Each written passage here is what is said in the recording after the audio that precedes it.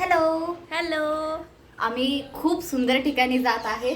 ते आम्ही तुम्हाला स्वतःहून जाऊन दाखवणार आहेत आणि हा आमचा पूर्ण रेडी झालेला लुक. सो आम्ही रेडी होताना सुद्धा करणार होतो, पण एकच आरसा होता, त्यात आमचे भांडणं होते. म्हटलं ह्याच्यात ब्लॉग मध्ये 4 चौघांना चांगल्या गोष्टी दाखव, वाईट नाही, म्हणून ते नाही केलं. पण इथून पुढे तुम्ही आम्हाला जॉईन राहा आणि पूर्ण ब्लॉग पहा. थँक्यू. थँक्यू.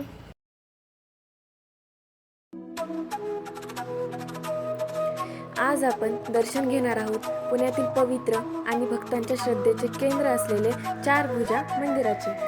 हे मंदिर भगवान विष्णूच्या चारभुजा स्वरूपाला समर्पित आहे. चारभुजा या नावाचा अर्थ आहे 4 हात असलेले भगवान विष्णू. त्यांच्या 4 हातामध्ये शंख, चक्र, गदा आणि कमळ असते, जे धर्म, शक्ती, संरक्षण आणि पवित्रतेचे प्रतीक मानले जाते. पुण्यातील हे मंदिर शांत, प्रसन्न आणि आध्यात्मिक वातावरणासाठी ओळखले जाते. येथे येणारे भाविक भगवान विष्णूंचे दर्शन घेऊन मन शांती आणि सकारात्मक ऊर्जा अनुभवतात. जर तुम्ही पुण्यात असाल तर या सुंदर मंदिराला नक्की भेट द्या आणि भगवान चारभुजांचे दर्शन आशीर्वाद घ्या. जय श्री कृष्ण.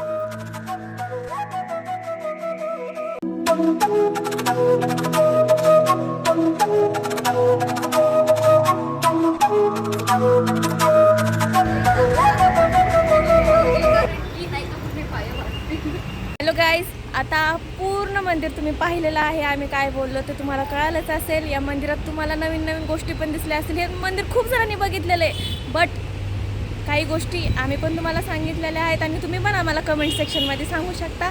आणि हे मंदिर कसं वाटलं, काय वाटलं हे कमेंट सेक्शनमध्ये सांगा. आणि कमेंट करा, लाईक करा, सबस्क्राईब करा, बट डोंट शेअर. आणि खूप चटके बसतायत, तुम्ही बघू ऊन शकता. खूप जास्त.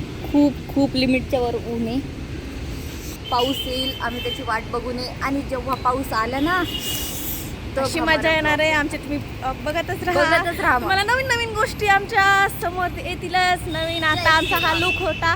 आता आम्ही जाणार आमच्या पहिल्या लुकमध्ये आणि घरी जाऊन स्वयंपाक करणार आणि खाणार. जय श्री कृष्ण. राधे राधे.